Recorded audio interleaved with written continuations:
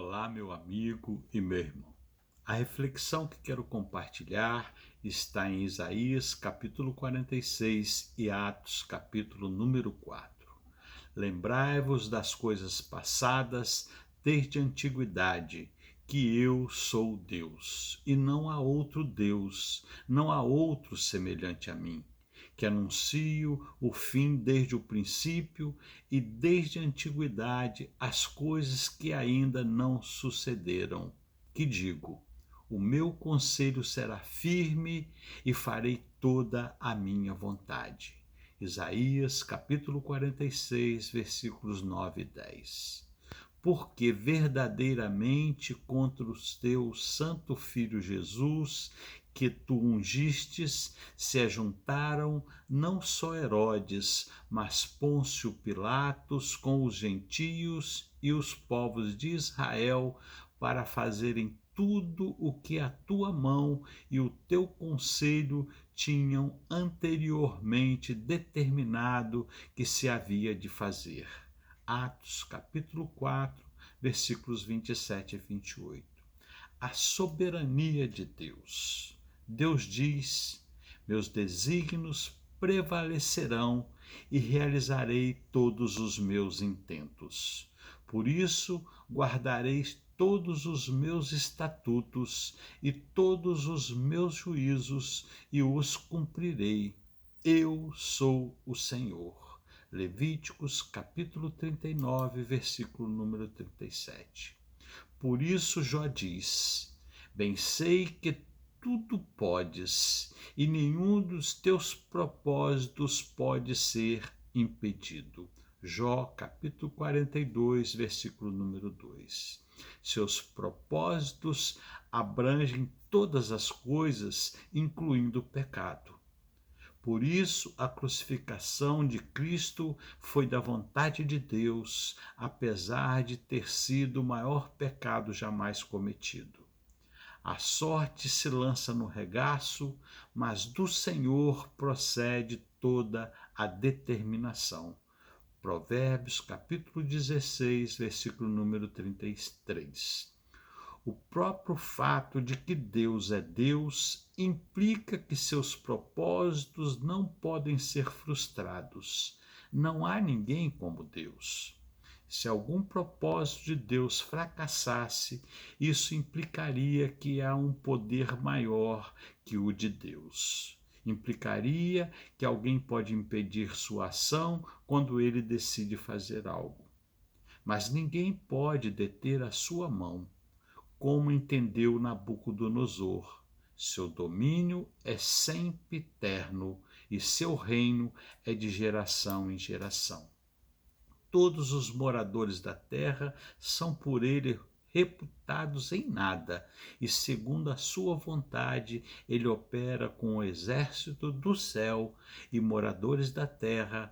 Não há quem possa deter a mão, nem lhe dizer: que fazes? Daniel, capítulo 4, versículos 34 e 35. Então o Senhor respondeu a Jó de um redemoinho, dizendo: cinge agora os teus lombos como homem. Eu te perguntarei e tu me explicarás. Jó, capítulo 4, versículos 34 e 35. Essa foi também a confissão final de Jó, depois que Deus lhe falou do redemoinho. Então respondeu Jó ao Senhor, dizendo: bem sei eu que tudo podes, e que nenhum dos teus propósitos pode ser impedido. Quem é este que sem consentimento encobre o conselho? Por isso relatei o que não entendia, coisas que para mim eram inescrutáveis e que eu não entendia. Escuta-me, pois eu o falarei, eu te perguntarei e tu me ensinarás. Como ouvi, dos meus ouvidos ouvi, mas agora te veem os meus olhos. Por isso me abomino e me arrependo no pó e na cinza. Jó, capítulo 42, dos versículos 1 a 6. O nosso Deus está nos céus e tudo o que lhe apraz. Salmo 115, versículo número 3. Isso levanta a questão de também serem o mal e os eventos calamitosos no mundo parte do plano soberano de Deus. Jeremias olhou para a carnificina em Jerusalém quando de sua destruição e chorou. Com lágrimas se consumiram os meus olhos, turbada está a minha alma, e o meu coração se derramou de angústia por causa da calamidade da filha do meu povo, pois desfalecem os meninos e as crianças de peito pelas ruas da cidade. Lamentações, capítulo 2, versículo número 11. Porém, quando ele olhou para Deus, não pôde negar a verdade. Quem é aquele que diz e assim acontece quando o Senhor não o mande? Acaso não procede do Altíssimo tanto o mal como o bem? Lamentações, capítulo 3, versículos 37 e 38. Temos recebido o bem de Deus e não receberíamos também o mal? Se Deus reina soberano sobre o mundo, então o mal no mundo não está fora do seu desígnio. Sucederá algum mal à cidade sem que o Senhor o tenha feito? Amós, capítulo 3, versículo número 6. A frase acima foi a expressão reverente de Jó, servo de Deus afligido por tumores. Temos recebido o bem de Deus e não receberíamos também o mal? Jó, capítulo 2, versículo número 10. Ele disse isso apesar do texto declarar que saiu Satanás da presença do Senhor e feriu a Jó de tumores malignos. Jó, capítulo 2, versículo número 7. Estava Jó errado em atribuir a Deus o que veio de Satanás? Não, porque o escritor nos diz imediatamente após as palavras de Jó: em tudo isto não pecou Jó com os seus lábios. Jó capítulo 2, versículo número 10. O mal que Satanás causa acontece apenas com a permissão de Deus. Por isso, Jó não está errado em vê-lo como originário da mão de Deus. Seria antibíblico e irreverente atribuir a Satanás ou seres humanos pecadores o poder de frustrar os planos de Deus. Quem planejou o assassinato de Cristo? O exemplo mais claro de que até o mal moral se enquadra nos planos de Deus é a crucificação de Cristo. Quem negaria que a traição de Jesus por Judas foi um ato moralmente mau? Contudo, em Atos capítulo 2, versículo 23, Pedro diz: esse Jesus, sendo entregue pelo determinado desígnio e presciência de Deus, vós o matastes crucificando-o por mãos iníquas. A traição foi pecado, mas fez parte do plano determinado por Deus. O pecado não frustrou seu plano, nem deteve sua mão. Ou quem poderia dizer que o desdém de Herodes, em Lucas 23, 11, ou a atitude covarde de Pilatos, em Lucas 23, 24, ou o grito dos judeus, crucifica-o, Lucas 23, 21, ou a zombaria dos soldados gentios, em Lucas 23, 26, quem diria que essas atitudes não eram pecados? Todavia, em Atos capítulo 4, versículos 27 e 28, registra a oração dos santos. Porque verdadeiramente contra o teu santo Filho Jesus, que tu ungistes, se ajuntaram não só Herodes, mas Pôncio Pilatos com os gentios e os povos de Israel, para fazerem tudo que a tua mão e o teu conselho tinham anteriormente determinado que se havia de fazer. Atos capítulo 4, versículos 27 e 28. Nem mesmo o pecado pode frustrar os propósitos de Deus Todo-Poderoso. Ele não comete pecado, mas decretou que houvesse atos que são pecados, pois os atos de Pilatos e Herodes foram predestinados pelo plano de Deus. Deus muda a situação como lhe apraz, de modo semelhante. Quando chegamos ao fim do Novo Testamento e da história no Apocalipse de João, encontramos Deus no controle completo de todos os reis maus que fazem a guerra. No capítulo 17, João fala de uma meretriz sentada sobre um monstro com 10 chifres. A meretriz bêbada com o sangue dos santos, os chifres dos 10 reis, os quais oferece à besta o poder e a autoridade que possui e pelejarão contra o Cordeiro. Versículos 13 e 14.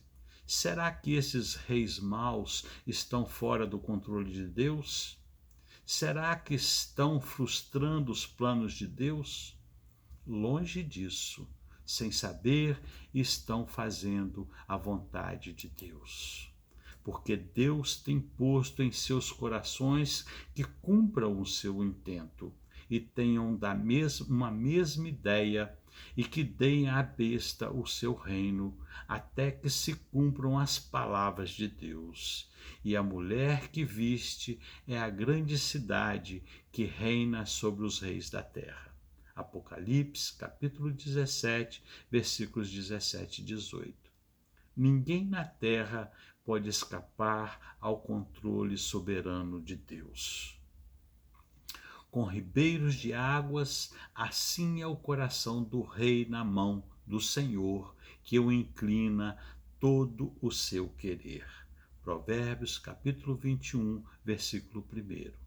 E celebraram a festa dos pães ázimos por 7 dias com alegria, porque o Senhor os tinha alegrado e tinha mudado o coração do rei da Assíria a favor deles, para lhes fortalecer as mãos na obra da casa de Deus, o Deus de Israel.